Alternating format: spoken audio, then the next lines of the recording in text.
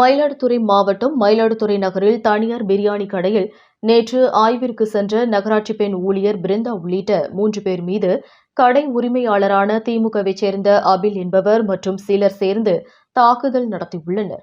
இதனைத் தொடர்ந்து குற்றவாளிகளை கைது செய்ய வேண்டும் என்று வலியுறுத்தி நேற்று மதியம் முதல் நகராட்சி ஊழியர்கள் வேலைநிறுத்த போராட்டத்தில் ஈடுபட்டு வருகின்றனர். இது தொடர்பாக மயிலாடுதுறை காவல்துறையினர் நேற்று அபில் மற்றும் சிலர் மீது 4 பிரிவுகளில் வழக்கு பதிவு செய்தனர். இருந்தாலும் ஆளும் கட்சி அழுத்தம் காரணமாக திமுகவினரை காவல்துறையினர் கைது செய்யவில்லை. இதனைத் தொடர்ந்து காவல்துறையின் மெத்தன போக்கை கண்டித்தும் திமுக நிர்வாகிகள் அழுத்தம் காரணமாக ஒரு தலைப்பட்சமாக காவல்துறை நடந்து கொள்வதை கண்டித்தும் நகராட்சி ஊழியர்கள் இன்று வேலைநிறுத்த போராட்டத்தில் ஈடுபட்டுள்ளனர்.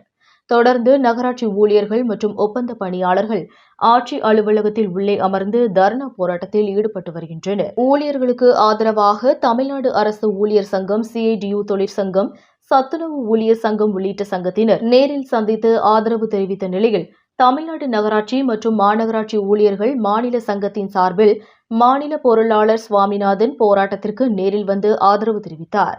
தொடர்ந்து செய்தியாளர்களிடம் பேசிய சுவாமிநாதன், ஊழியர்களுக்கு பாதுகாப்பு இல்லாத நிலைமை நிலவுவதாகவும் குற்றவாளிகளை கைது செய்யாவிட்டால் மாநில அளவில் போராட்டம் நடத்தப்படும் என்று எச்சரிக்கை விடுத்துள்ளார். மயிலாடுதுறையிலிருந்து ரிப்போர்ட்டர் தாரிக்கணி. என் பேர் பிருந்தா. நான் மயிலாடுதுறை நகராட்சியில் சுகாதார ஆய்வாளராக நான் பணிபுரிகிறேன். மாவட்ட ஆட்சித்தலைவர் அவங்க ஒரு புகார் கொடுக்குறாங்க. அந்த புகாரின் அடிப்படையில் கச்சேரி ரோட்டில் பாய் வீட்டு பிரியாணி கடையில் நாங்கள் ஆய்வு செய்ய போகிறோம். இத்தனைக்கும் நான் அந்த கடையில் எதுவுமே நான் பேச வரலை. என்ட்ரி ஆனதுமே பிளாஸ்டிக்கை தான் நாங்கள் எடுக்க வரோம்.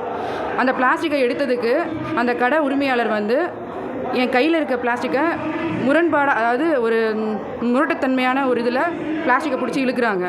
அப்போ என் கையில் அடிபடும்போது நான் கத்துறேன். அப்போ அவங்க என் கூட இருக்கிற வருவாய் உதவியாளர் முருகராஜ் அவங்கிறவங்க சொல்கிறாங்க, இந்த மாதிரி ஏன் ஒரு அதிகாரி கேட்கும்போது ரெஸ்பெக்டாக பதில் சொல்லலாம்ல, ஏன் இப்படி பேசுகிறீங்க அப்படின்னு. அப்போது அவங்க ரொம்ப அசிங்கமான வார்த்தையாகவும் கொச்ச வார்த்தைகளை ரொம்ப அதிகமாக பேசினாங்க. அப்போது அடிக்கவும் எனக்கு அந்த கடையில் சீல் வைக்கணும். ஏன்னா என்னை அடிச்சிருக்காங்க, கெட்ட வார்த்தை பேசியிருக்காங்க, என்னையும் இல்லாமல் என்னோட நகராட்சி ஊழியர்களையும் பேசியிருக்காங்க. ஸோ அதுக்கான நடைமுறை நம்ம ஆணையாளர், நகர்மன்ற தலைவர், மாவட்ட ஆட்சித்தலைவர் இவங்க 3 பேரும் சேர்ந்து ஸ்டெப் எடுக்கணும். கடை சீல் வைக்கணும், கன்சர்ன் ஆளை அரெஸ்ட் பண்ணணும்.